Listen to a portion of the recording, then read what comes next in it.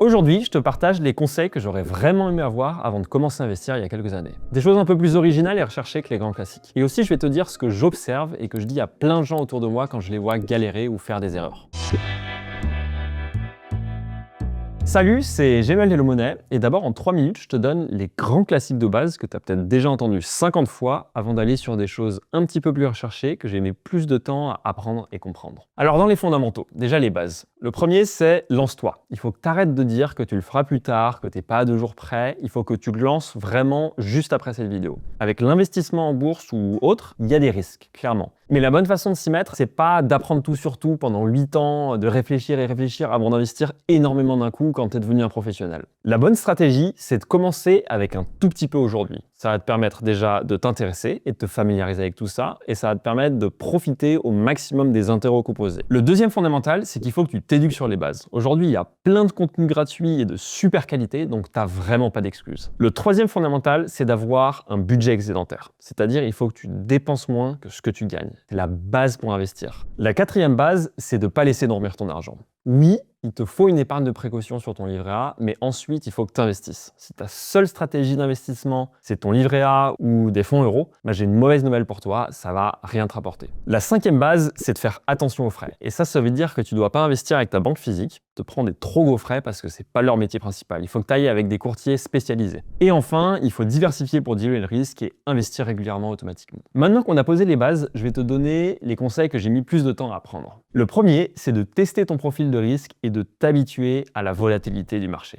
Te connaître toi-même et connaître ton profil de risque, c'est super important parce que ça va te permettre de décider de deux choses. Le premier, c'est quel pourcentage de ton argent tu peux investir dans des choses où le gain n'est pas garanti, donc par exemple des actions. Et ça va te permettre aussi de savoir si tu peux investir dans des actions qui sont plus ou moins risquées. Par exemple, les actions tech américaines, qui sont des très bonnes actions, mais qui sont plus volatiles. Et ton profil de risque, te connaître toi-même, il faut l'apprendre au début de ta vie d'investisseur, sur des petits montants. Quand ton portefeuille, il fait moins 15% pour la première fois, ça va te faire très bizarre. Et tu vas vite voir si tu survis ou si ça t'empêche complètement de dormir. Concrètement, en plus de mon PEA, où j'ai juste des ETF, à l'époque, j'ai ouvert un compte titre séparé où j'ai acheté des actions Amazon, Alphabet, Microsoft et Ares Capital Corp. Des très bonnes actions, mais avec bien plus de volatilité qu'un ETF bien diversifié. J'ai mis un budget plutôt expérimentation, où je savais que je m'exposais à des plus grosses variations qu'un ETF, et ça m'a aidé à m'habituer à ces variations,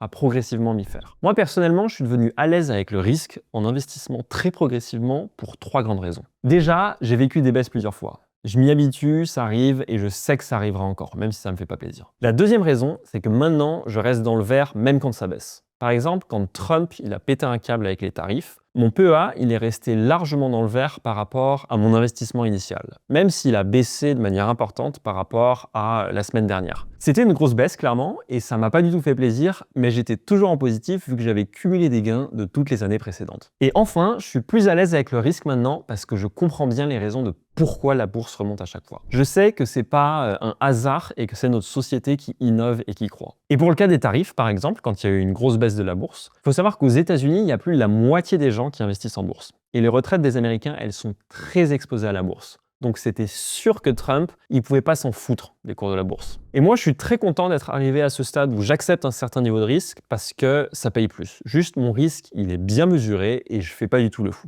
Même si effectivement, il y a des variations, il y a des hauts et des bas sur le chemin. Mon deuxième conseil, c'est de faire l'effort de comprendre ce dans quoi tu peux investir, les différentes options. Par exemple, regarde quelques vidéos sur le sujet une bonne fois pour toutes pour apprendre les différentes classes d'actifs. Apprendre la rentabilité attendue, le risque, la volatilité, la liquidité et le temps que ça prend aussi. Tu vois peut-être passer toutes les semaines sur des conversations avec des potes, sur TikTok ou autre, des nouveaux trucs magiques. Un coup, des actions tech, puis des cryptos, puis l'immobilier, puis le kebab en bas de chez toi ou une collection de Picsou. Et ça te donne peut-être l'impression qu'il y a 1000 options et que tu vas forcément rater la meilleure. La réalité, c'est que tu n'as pas du tout besoin de tout tester. Tu as besoin de deux choses. Tu as besoin d'une vue d'ensemble des grandes classes d'actifs, de comprendre un petit peu, et tu as besoin de décider celle que tu comprends et que tu aimes vraiment. Et le reste, tu peux l'ignorer. Tu n'as pas besoin d'investir dans 2000 trucs différents et d'avoir absolument le meilleur investissement possible du monde du moment. Il ne faut pas que tu passes ta vie à stresser parce que tu es en train de rater un truc. Concrètement, si tu veux faire simple, ce serait action via ETF Monde sur ton PEA et livret ou cash rémunéré pour la partie sans risque, sur laquelle tu ne veux pas prendre de risque. Et puis c'est bon. pour tes investissements. Tu peux retourner épargner plus. Et ça, c'est un plan d'investissement très solide pour la plupart des gens. Mais c'est cool d'avoir cette stratégie en sachant ce qui existe d'autre. Et personnellement, de bien connaître toutes les différentes classes d'actifs, ça ne m'amène pas à faire des investissements exceptionnellement originaux. C'est juste que ça m'aide à être très serein et convaincu avec ma stratégie et mon portefeuille actuel, sans avoir peur de rater le truc du moment. Je sais qu'il y a des gens qui ont gagné plus que moi avec des super investissements, blablabla, mais ils ont pris du risque que j'ai pas forcément envie de prendre, ou ils ont eu de la chance que j'aurais pas forcément, malheureusement. Ou alors ils ont passé un certain temps que j'ai pas envie de mettre à faire des stratégies très actives. Le troisième conseil, c'est que le choix du bon courtier et des bons ETF, c'est important, très clairement, mais c'est pas non plus ça qui va te rendre riche ou pauvre. Avant d'investir, moi je passe des heures et des heures à lire les documents d'information, à checker tous les frais, à lire toutes les petites lignes. Mais la réalité, c'est qu'il n'y a pas un courtier exceptionnel qui défonce tous les autres. Il y en a plusieurs qui sont vraiment très bien. Et je vois vraiment pas mal de gens qui coincent sur cette étape, genre je veux investir mais je sais pas quel courtier choisir, ou j'attends et 6 mois plus tard, il n'y a toujours rien. Concrètement, prends pas ta banque, c'est pas leur métier principal et tu vas payer trop cher en frais. Et ensuite, utilise juste un comparateur pour trouver le bon courtier en ligne. Et puis c'est parti, lance-toi. Dans le pire des cas, tu peux toujours transférer ton portefeuille à un autre courtier plus tard si tu veux optimiser 0,1%. Le pire, c'est vraiment d'attendre. C'est vraiment ça qu'il ne faut pas faire. Et pour les ETF, c'est pareil. Le meilleur ETF du monde, ça n'existe pas vraiment et c'est pas grave.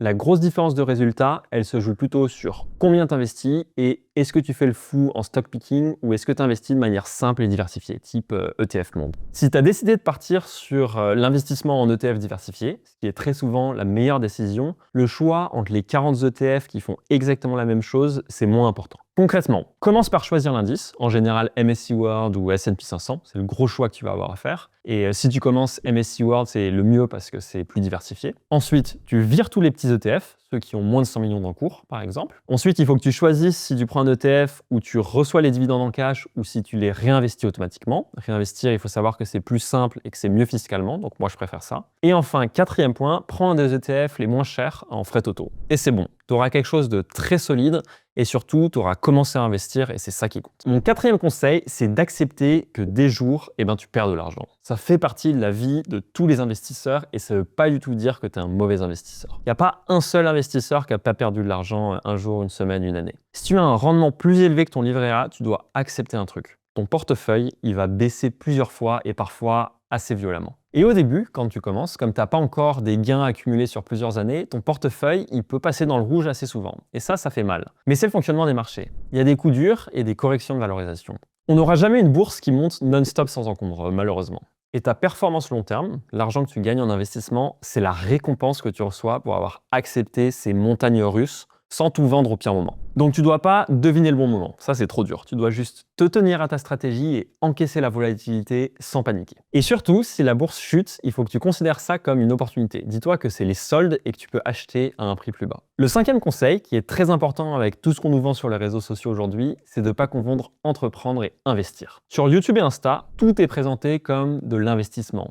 Immobilier à crédit très agressif, trading d'options, Airbnb passif, blablabla. Ça prend beaucoup de temps. C'est du stress, c'est du risque et ça demande de grosses compétences et beaucoup de travail. Donc c'est pas vraiment évident à faire en revenu passif, c'est super actif. Investir, au sens où je t'en parle sur Hello Money, c'est autre chose. C'est tu gardes ton job, t'épargnes régulièrement, t'investis de façon diversifiée, surtout via des ETF, et tu laisses le temps et tous les gens dans ces boîtes côté travailler pour toi. Tu peux très bien décider de lancer un business immobilier ou autre, mais ça va être une décision consciente d'entrepreneur. C'est pas une simple astuce pour devenir riche passivement. Et du coup, un point très important, c'est que tu peux pas comparer la rentabilité d'un projet où tu bosses 30 heures par semaine avec un portefeuille en bourse passif où tu y passes 2 heures au total par an. Mon sixième conseil, c'est d'éteindre le bruit des médias et des réseaux sociaux. Il ne faut pas te faire bombarder d'infos financières en écoutant toute la journée des médias ou les experts qui prédisent des crises toutes les 20 minutes. Alors ça peut t'intéresser. Moi j'avoue, je lis le Financial Times tous les jours, mais franchement c'est un mauvais exemple. Le problème, c'est que ce flux constant d'opinions et d'avis, il va te pousser à faire des trucs qui n'ont rien à voir avec ta stratégie de long terme. Tu vas vendre, acheter parce que tu as des coups de flip. Et tu n'as vraiment pas besoin de suivre les marchés tous les jours et d'être au courant de chaque news pour être un bon investisseur. Et mon conseil préféré, c'est de toujours rester sceptique, de faire confiance à personne et de tout remettre en question, même avec les gens qui t'expliquent tout ça, donc moi. La finance, c'est un milieu qui est rempli de conflits d'intérêts. Ton conseiller bancaire qui te conseille les produits les plus rentables pour lui, des gens qui vendent de l'or ou des cryptos qui passent leur temps à te faire peur avec la fin du système qui arrive, ou les courtiers et les influenceurs qui gagnent de l'argent quand tu cliques et que tu ouvres un compte. Ça veut pas dire que tout le monde a de mauvaises intentions et que c'est des mauvais produits ou des mauvais conseils. Mais juste pose-toi toujours la question de savoir qui gagne quoi dans l'histoire et est-ce que ça peut influencer ce qu'on te dit. Et sur Hello Money, l'idée c'est justement d'analyser ça de manière froide et honnête. Mais même là, il faut que tu gardes ton esprit critique, que tu écoutes d'autres sources. Et si tu checkes un de mes comparatifs, par exemple, il ne faut pas que tu regardes juste le vainqueur final, mais que tu regardes bien les comparatifs en détail et que tu vérifies que le classement, tu le trouves bien et factuel. Et c'est d'ailleurs pour ça qu'on met le plus de chiffres et de catégories possibles. C'est pour que toi aussi, tu sois bien au clair par toi-même. Je suis très curieux de savoir ce que tu penses de ces conseils, donc dis-moi en commentaire, ça m'intéresse vraiment. Et surtout, lance-toi, c'est le plus important. Je te mets les liens vers mon comparatif et pour ouvrir un POA gratuitement, juste ici.